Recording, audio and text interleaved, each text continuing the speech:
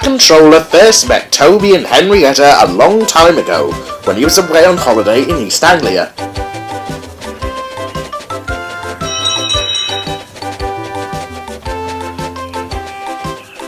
Later, when their line was closed down, the Fat Controller heard about it and brought them to Sodor.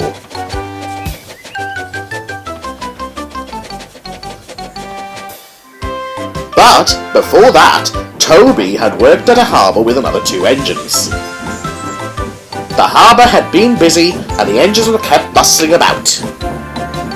But for all his work, Toby never had a chance to exercise his pistons properly until he had a line of his own to run on.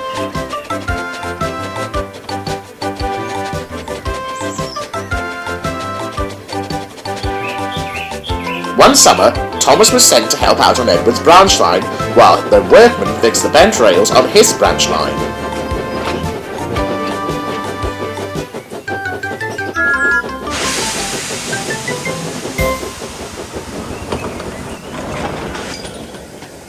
Toby and Percy were resting in the sheds. Percy had been talking about the harbour at Knapford, where he would take a load of stone from the quarry every morning. Toby remembered the old days when he worked at a harbour too. I'm too old now to dash about like I did then. Oh, how I would go on about how I deserved a holiday, but I did go to the seaside once. Well, for a while, anyway. Please tell me about it, Toby. So Toby began, and this is a story he told. Back on his line, Toby was kept very busy pulling trains backwards and forwards along the line between the harbour and the big station.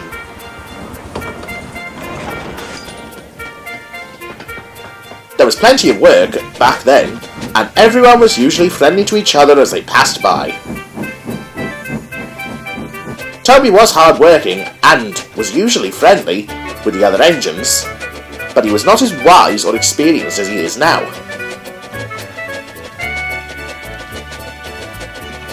Sometimes there would be days when he would gaze out to the open sea and he would say, I wish I could go somewhere new. All I do is bustle, shunting and pulling trucks about, with never any chance of a holiday. With how hard I work, it's only right that I get to visit new places, perhaps to the seaside, where my driver says that the sun is warm and the gulls dance on the wind. But whenever any of the other engines heard this, they just laughed. Engines don't go on holidays. We're far too busy here shunting trains for all the ships and mainland engines. Besides, we're all shunters. Manager would likely choose one of the big engines over us. My driver says that I'm special. I'll get my holiday. Just you wait and see. The next day, Toby's driver finally arrived at work bearing exciting news. Wake up, Toby! We've been promised a trip to the seaside. What do you mean? There's a seaside village near here. My sister got married there last summer. She says they hold a festival each year. Lots of people come to celebrate with music, rides and horse-drawn carriages that take the children around the countryside. One of the organisers thinks it would be a good idea to have a display of engines at the station as an extra attraction. The manager agreed to the idea, and you, Toby, were selected to be one of them. Hurrah! That would be lovely! Once he got his steam up, Toby chuffed away to the shed at the big station. When he returned, he had been given a new coat of paint, and a new bell which shone like gold in the sunlight, and his brasswork was polished until his driver could see himself in it. You haven't looked this smart for years. I nearly didn't recognise you, Toby. This made Toby feel very proud. He rang his bell, and he grandly puffed out of the station. Look at me now! Look at me now! Toby set out for the junction where the branch line to the village began.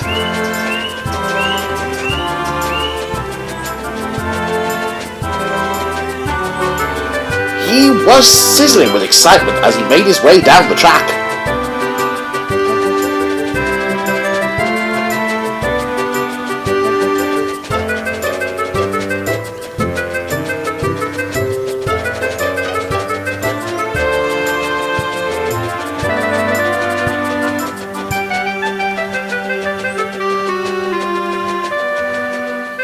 Soon they arrived at the junction, and Toby was parked next to the water tower.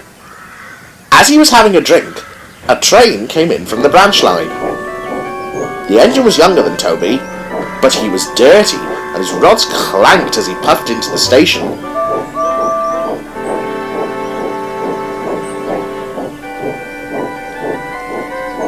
Goodness gracious me, what's happened to you? I was in an incident with a local goods train this morning. One of the coal truck's couplings snapped, and it ran into me as I was coming up the hill behind it.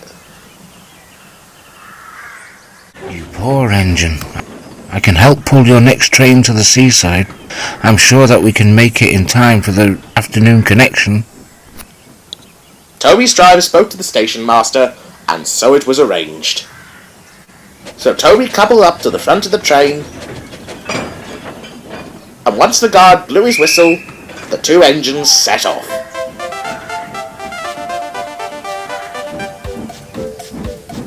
The engine was quite friendly, and thanked Toby for his help. So, what brings you out here? I'm off to the festival at the village by the seaside. My driver says that I'm part of this year's special attraction. Oh, how wonderful! Festival time is the best time of the year around these parts. Lots of extra trains come by, bringing lots more visitors from the big cities.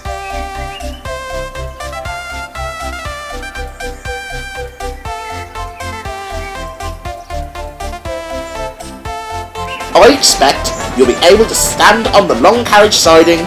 There you can see the festival in all its splendour, as well as the seashore. It truly is a magnificent sight to behold, especially in the evening sunset.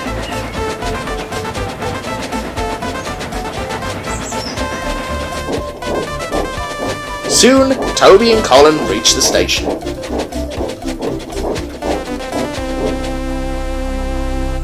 But when the station master came out to meet them, he had received word about the damaged engine, but was quite surprised to see Toby. He merely stared, frowned, and went away shaking his head. How strange. They knew we were coming. You'd think they'd be happy to see us. Soon the train was uncoupled from the two engines. Goodbye, Toby! Enjoy the festival! And Colin puffed away to the nearby workshed.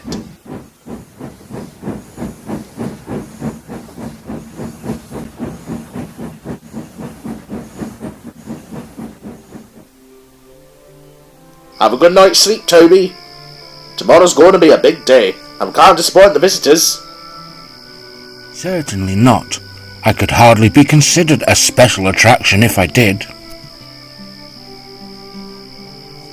Then he went happily to sleep. The next morning, Toby was excited.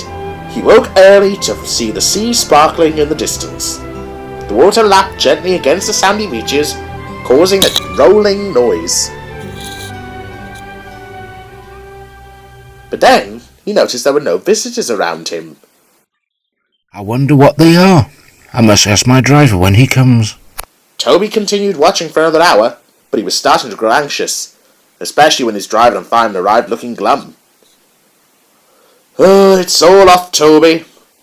The festival managers cancelled the special attraction. They say there's nowhere for you to stand. But what's wrong with where I am? I'm not in anybody's way here. Why can't they come to see me? It's just an excuse, I reckon. The real trouble is, you're too smart, Toby. They're afraid you'll show up their branch line. Toby was speechless. He hardly said a word as the fireman started his fire, and they soon began trundling back down the line towards the harbour.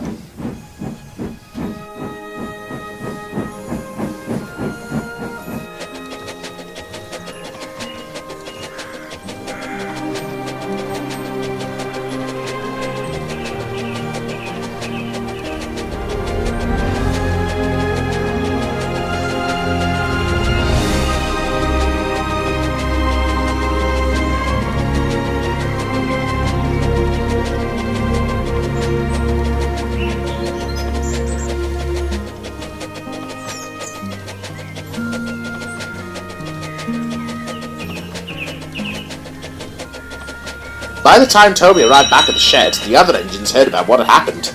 They joked and laughed. Well. Did you enjoy your little holiday? Was it special enough for you? Ah well, you can't win them all, I suppose. Toby hardly said a word. Instead, he chuffed into his berth, feeling rather embarrassed and upset. Just then, Percy whistled loudly.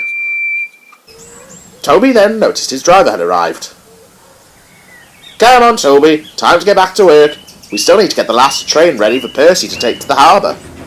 Toby sighed. Well, I did get to go to the Seaside, even if it wasn't for long. A shame that I couldn't be the special attraction back then. Of course, I think the Fat Controller would have managed all that festival business much better. I for one agree. Don't you?